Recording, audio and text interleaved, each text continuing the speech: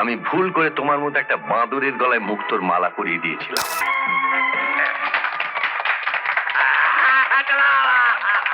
এটা কি হলো?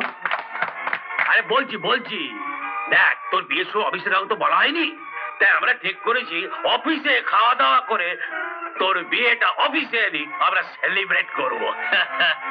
আরে সামনে থেকে সরো না, সামনে থেকে সরো।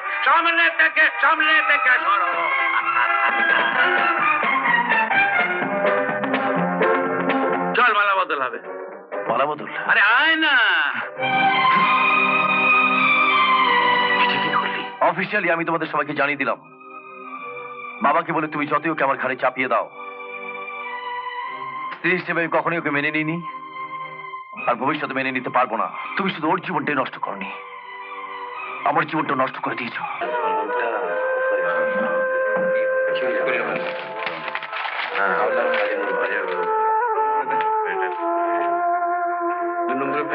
আমি সই করে দিচ্ছি।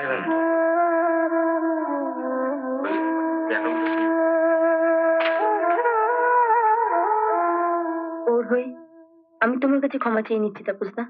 না রে না, তুই ক্ষমা চাইবি কেন? কি জানিস,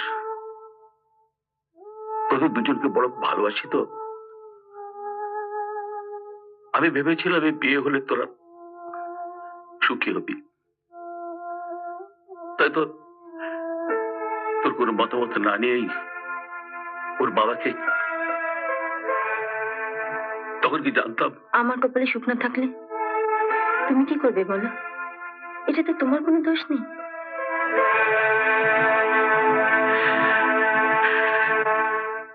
আরে এসো এসো,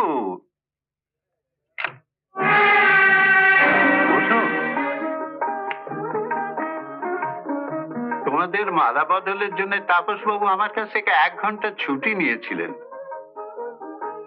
মালা বদল হয়ে গেছে তো। আমি ক্যান্টিনকে বলে দিয়েছি আজ সবার টিফিনের বিল কোম্পানি দেবে। অফিসের কাউকেই তো তোমরা তোমাদের বিয়েতে নেমন্তন্ন করে খাওয়ালে না, তোমাদের হয়ে আমি খাইয়ে দিচ্ছি।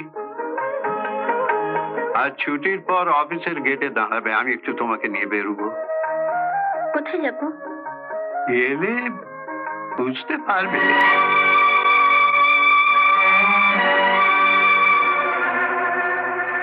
তোর নাকের ডগা দিয়ে তোর বউ বসের গাড়ি করে চলে গেল।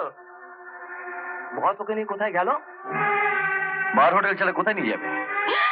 কি সাংঘাতিক মেয়ে, সবার চোখের সামনে বসে গাড়ি করে বেরিয়ে গেল। এবার বুঝতে পারছো তো কেন ওকে বিয়ে করতে চাইনি আমি? ইস, কি লজ্জার কথা বলো দিদি ভাই। এখন অফিসে মুখ দেখাবেন কি করে? এতে লজ্জা বাবার কি আছে? মেজদা তো বলেই দিয়েছে মেজবদিকে স্ত্রী হিসেবে মানেই না। মানে না বললি তার লোকে ছেড়ে কথা বলবে না? সবাই জানে সম্পর্ক স্ত্রী। কদিন পরে সবাই জানতে পারবে যে ও আমার স্ত্রী নয়। তার ব্যবস্থা আমি করছি। কি করবে? ডিভোর্স? হ্যাঁ, তুমি সব কাগজপত্র ঠিক করে রাখো। যত তাড়াতাড়ি সম্ভব ওকে আমি ডিভোর্স করতে চাই। এখনো 7টা বাজেনি, বৌমা ফিরে আসুক। তুমি আগে জেনে নাও বসের সঙ্গে কোথায় গিয়েছিল। না, আমি নতুন করে আর কিছু জানতে চাই না, আমার সবকিছু জানা হয়ে গেছে। আমি জানি তোমার দুঃখ হবে। দুঃখ? দুঃখ আমার সেদিন হতো যেদিন বিচারকের আসনে বসে আমি ডিভোর্স কেসে রায় দিতাম, আর আমার রায়ে স্বামী স্ত্রী চিরদিনের জন্য আলাদা হয়ে যেত। For the first time in my life, জীবনে প্রথমবার কোন স্বামী তার স্ত্রীকে ডিভোর্স করতে চায় শুনে আমি খুশি হলাম। খুশি হয়েছে? হ্যাঁ, আমি ভুল করে তোমার মতো একটা বাঁদরের গলায় মুক্তোর মালা পরিয়ে দিয়েছিলাম। কাল সেই যন্ত্রণা থেকে আমি মুক্তি পাবো। ঠিক আছে, তুমি থাকো তোমার মুক্তোর মালা নিয়ে। খুব জাদ্রিল ব্যারিস্টার। হ্যাঁ, ঠিক বলেছিস। ব্যারিস্টার? কিন্তু ব্যারিস্টারের ফিস তো অনেক। হোক অনেক, তোমার জীবনের থেকে টাকাটা তো আর বড় নয়। আমি তোমাকে কাল সকালে 500 টাকা দিয়ে দেবো। যদি দরকার হয় তাহলে আজ রাত্রিরে আপনার ছোট ভাইকে পিটিয়ে কিছু টাকা না হয়। আমার নামটা লিস্টে রেখো মির্জা, আমিও কিছু দেব। তুই কি দিবি? বেশি কিছু দিতে না পারি, এই 2 বৌদির গায়ে থুতু তো দিতে পারবো। কি বললে? বললাম এই ননদটি যতদিন আছে মেজ বৌদির এক গাছি চুলও কেউ ছিঁড়তে পারবে না। চুপ কর।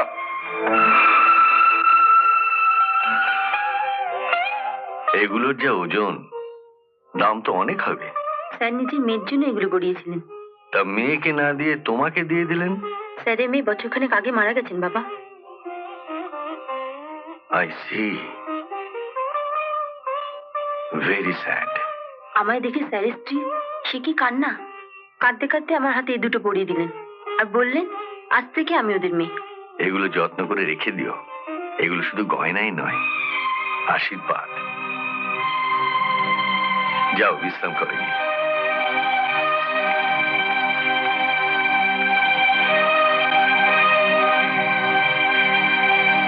বাবা, মেজু বৌদিকে ডিভোর্সের কথাটা তো বললে না? সকালেই বলবো, সারাটা দিন খাটাখাটনি করে এসেছে, একটু ঘুমোক না।